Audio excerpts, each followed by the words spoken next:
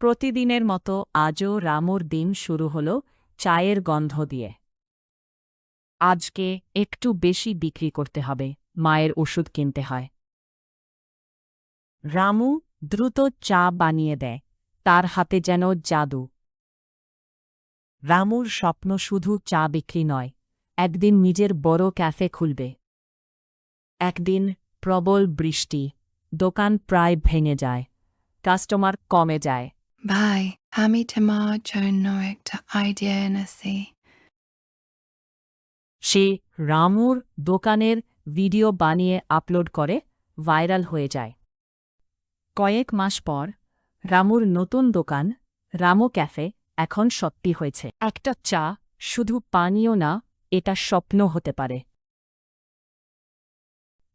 ছোট শুরু, বড় স্বপ্ন, হার না মানার ইচ্ছা, এই তিনটাই বদলে